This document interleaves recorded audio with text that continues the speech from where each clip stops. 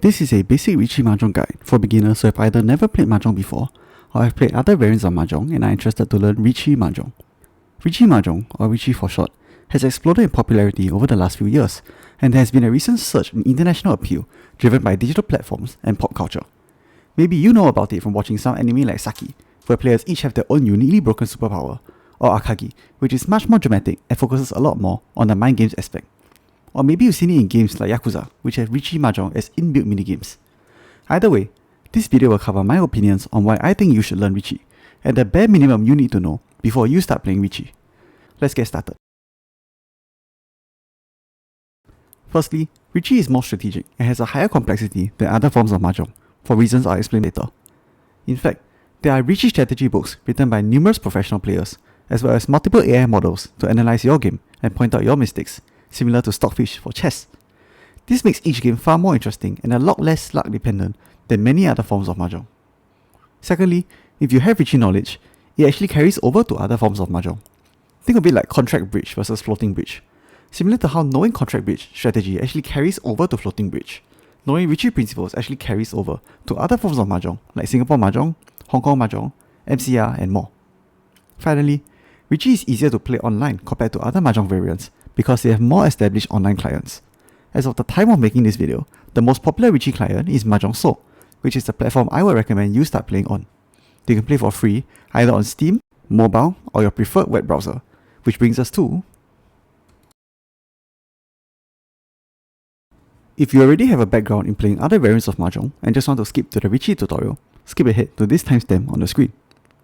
From here onwards, if I mention don't care, it means you'll probably learn it along the way and you shouldn't stress too much about it for now. For my viewers, if I'm missing out anything, feel free to leave it in the comments and help the newer players. Thanks. There are 4 types of tiles in the game: Shouzi, Manzi, Pinzi, and Honor tiles. Shouzi, Manzi, and Pinzi each have the numbers 1 to 9. If you can't remember which numbers are 1 to 9 for the Manzi suit, don't worry about it. Mahjong So has the option to turn on English numbers beside the suit. There are 4 of each tile in the game. For Honor tiles, there are 4 Wind tiles and 3 Dragon tiles. So you start every Mahjong round with 13 tiles. Every round, you draw a tile and you discard a tile. You win when you have a completed hand of 4 sets and 1 pair. There are 2 hands here that are exceptions to this rule, but for now, you don't care. Just remember 4 times 3, 1 times 2. So let's break it down. Firstly, the pair must be 2 of the same tile. However, for each of the 4 sets, there can be either a triplet or 3 of a kind, or a sequence. Note that each triplet and sequence must be from the same suit, so you cannot have a sequence like this or a triplet like this. Honor tiles cannot form sequences, they can only form triplets. The sequence of play is always anti-clockwise, and in a game of Mahjong, you have the option to call tiles from other players. There are 2 main types of calls. Number 1, pawn. When you have a pair and someone throws a third copy, you can call pawn to take the tile from the opponent who discarded it. You must then show your completed triplet to the whole table, then discard the tile from your hand. Think of it as you just drew a tile from your opponent, so you then discard a tile. You can call pawn from anyone at the table. Number 2, chi. When you have 2 out of 3 tiles that form a sequence, and the player to your left discards a tile that can complete your sequence, you can call chi to take the tile from that player as well. Similar to the above, you must show your completed sequence to the whole table, and since you drew that tile, you must now discard a tile. You can only call chi from the player on your left. If there is both a pawn and a chi at the same time, the pawn takes priority. There is also a third type of call called kang, which pertains to 4 of a kind, but for now, you don't care. You'll learn more about it as you play. For now, just know that it's generally not recommended in Riichi Mahjong because it doesn't give you money or points like in other Mahjong variants, and it actually can hinder your hand if done at the wrong time. However, if you manage to draw all 4 yourself, then you can call kang. If you see the kang button any other time, you don't care, just pretend it doesn't exist. There are 2 ways to win a hand in Mahjong. One is to draw the winning tile yourself. In Riichi, this is called zimo. The other way is when another player discards your winning tile. In Riichi, this is called ron. Every player will rotate being the dealer at least once. As the dealer, if you win, you remain as the dealer for the next round, and this can repeat until someone else wins and breaks a winning streak. Now, let's cover some rules that are specific to Riichi Mahjong. In Riichi, each player starts the game with 25,000 points. Unlike other variants of Mahjong where there are 4 rounds in total, or rather each person becomes the dealer 4 times, matches in Riichi Mahjong are usually played to last either 1 round, otherwise known as an East game or Tompu Sen, or 2 rounds, otherwise known as a South game or Hanchan. If you win as the dealer, there is a 1.5 times multiplier to your winning hand value, but the trade-off is that if someone else wins by 2 more, you pay 2 times the amount that everyone else pays. So for example, as the dealer, if you win a hand that is worth 8,000 points normally, you will get a 1.5 times dealer buff, and the hand will be worth 12,000 points instead. However, if someone else on the table summons an 8,000 point hand, you will pay him 4,000 points, while the other 2 players only pay 2,000 points each. Generally, people respect the dealer's hands more because they are higher in value, and there are certain nuances to the way that you will play if you are the dealer versus a non-dealer. But for now, you don't care. Just know the differences between the dealer and non-dealer. Every time a hand repeats, there is an additive bonus of 300 to the value of the winning hand of any player. So, if a player wins a 1000 point hand, it will be worth 1300 points instead. This additive bonus can stack. So if I repeat dealership twice, the bonus increases from 300 to 600, and so on until someone wins and breaks the cycle. The number of repeats can be seen from this icon here. There are 14 tiles in the dead wall, which means that they will never see play. Once only these 14 tiles are left in the wall and nobody has won yet, players can show their hand if they are in Tenpai, which means they are waiting for a tile in order to win. If they are not in Tenpai, otherwise known as no ten, they will hide their hands.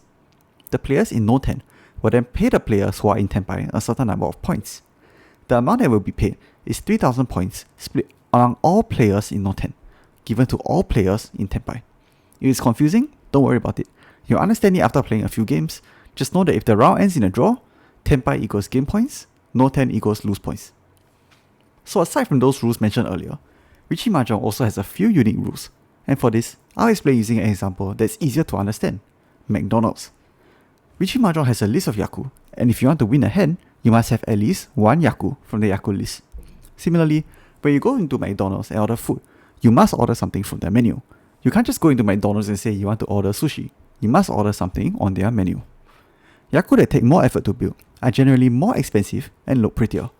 Similarly, some McDonald's burgers are objectively better than others. There are lots of Yaku on the menu. Eventually, you will need to learn them all, but for now, you don't care. I'll talk about the 3 most basic ones. For now, just learn these first, and you can learn the rest later along the way. Number 1. Tan Yao. Basically, your hand can only have the number tiles 2 to 8, regardless of suit. This is the most basic Yaku that beginners to go for, and you usually won't go wrong by aiming for this. Number 2. Riichi. It's also a very important Yaku as well.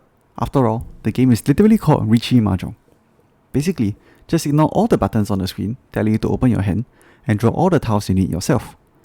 When you draw all your tiles until you hit Tenpai, you will see the Riichi button, then just click it and sit back and watch. Once you declare Riichi, you pay a 1000 point deposit and cannot change your hand from that point onwards, and you let the whole table know that you are 1 tile away from winning. However, the trade-off is: number 1, you gain a Yaku. Number 2, you encourage other players to fold and play defensively if the hands are not ready yet. And number 3, if you win, you get a chance to flip over another Dora indicator for a chance of inflating your hand value even further. There are many nuances to declaring Riichi, and some situations where you shouldn't do it, but for now, you don't care. See the Riichi button? Click the Riichi button. Number 3, Yaku Hai Pon. Basically, once you have a triplet of an honor tile that gives you a Yaku, you can play the hand however you want. So which ones give you a Yaku? You'll already be familiar with this if you play other variants of Mahjong. The green, white and red dragons always give you a Yaku. For the wind tiles, it's a bit more complicated because you need to see whether the wind tile belongs to you. To know which wind tile belongs to you, just look at 2 things. What is the prevailing wind and what is your seed wind? If the prevailing wind, i.e. the wind in the center, is east, everyone who pawns the east wind gets 1 Yaku. If you pawn the wind that corresponds to the seed you are at, you also secure 1 Yaku. For example, if you're in the west seed, and if you pawn a triplet of west, you also get a Yaku. Aside from the various Yaku, Riichi Mahjong has another unique mechanic, which is Dora. The more Dora you have in your winning hand, the more expensive your hand is. However, you cannot win a hand with only Dora, you still need a Yaku. Basically, Dora equals upsize. You cannot have an upsize without the mill. There will be 1 tile in the dead wall that is flipped over, or if you're playing on Mahjong Soul, it will be this tile on the top left here. This tile is the Dora indicator. The Dora tile is that tile plus 1. If this is an honor tile, the Dora tile is the next one in the order, as shown here on the screen. Just remember, for the dragons, they go in alphabetical order. So green, red, white. GRW. For the winds, just think of it as going clockwise starting from east. So east, south, west, and north. In Mahjong Soul, you also know which tile is the Dora because you see a shining animation on that tile when it's in your hand or on the table. Also, there are usually 3 red 5s in the game, 1 for each suit. Each red 5 in your winning hand is also a Dora. Now, aside from Yaku and Dora, there is another concept that is unique to Riichi, and a big part of why Riichi is so strategic. This rule is called Furiten, and it's probably the thing that most new players are confused about when they start playing Riichi.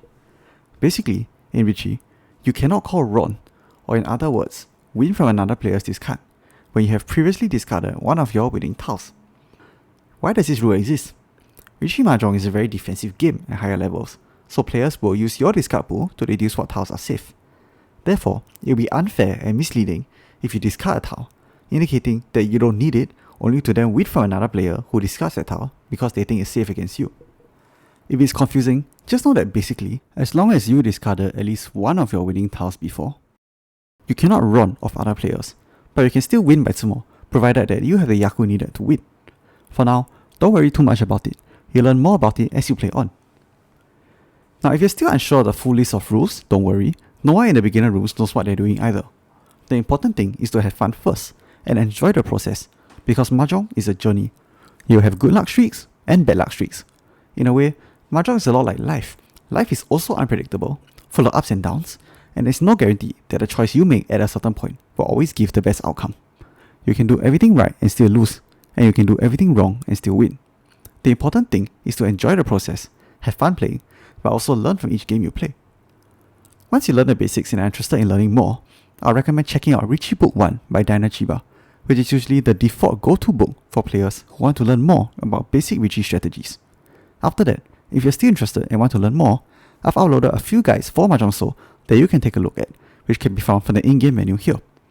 I also upload educational videos pertaining to more intermediate content on my channel, so feel free to check that out after you spend a bit of time playing and learning the basics. Thanks for watching.